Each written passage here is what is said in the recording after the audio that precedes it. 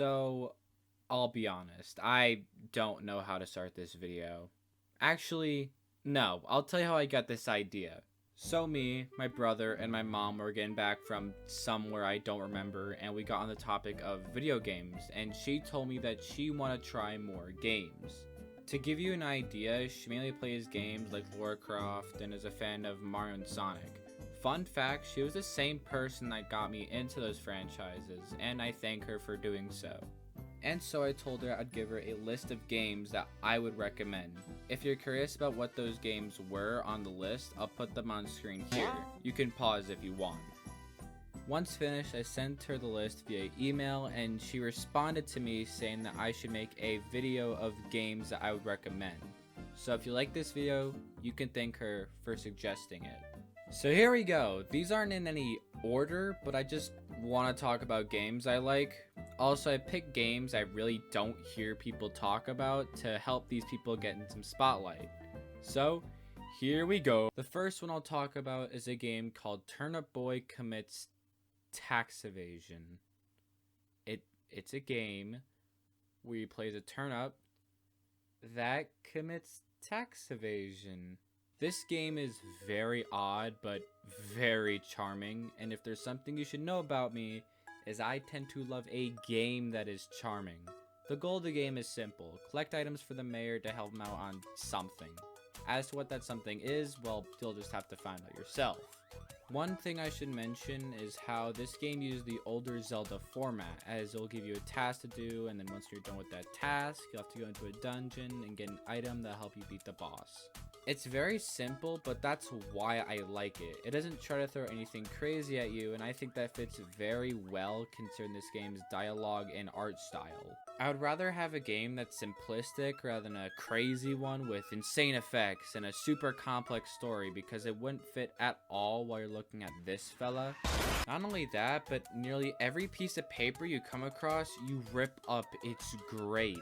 Overall, I would say that this game is a ton of fun. Not only that, but it's really short, and if you're fast enough, you could probably finish it within a couple hours. The next game I'll talk about is a mobile game called Dadish. It's a game where you play as a radish and you go level to level collecting all of your children to bring them back home. Like Turnip Boy, this game is very simplistic. It's a simple platformer. All the enemies are themed foods and drinks that aren't good for you, like for example fries, soda, hot dogs, and hamburgers, which I think is a really good touch. I don't hear people talk about this one when it comes to mobile games, and I know mobile games don't have the greatest reputation for good reason, but this one is honestly really good. Also, like Turnip Boy, this game is very quick and you could finish it within a couple hours. It's one of those games where you can turn off your brain. It's really nice. Overall, it's simplistic, even more simplistic than Turnip Boy, and despite it being a mobile game, it's terrific. Also, if you didn't get enough Dadish, then there's a second one, and there's even a third game. The second one is really good, better than the first. At the time of recording this, I haven't gotten the third game, but I imagine it's pretty good. The final game I'll talk about is a game I played a while ago called Eternal Hope. In this game, you play as a lonely little void dude. I don't know what he's meant to be, so we're going with that. One day you're walking through the forest and you see this girl alone nearby a single tree, just sitting there looking out at the beautiful view. The scarf she's wearing comes off her neck from the wind, which coincidentally comes towards you. After catching it, you give it to her and you two fall in love, and this fills your character with joy.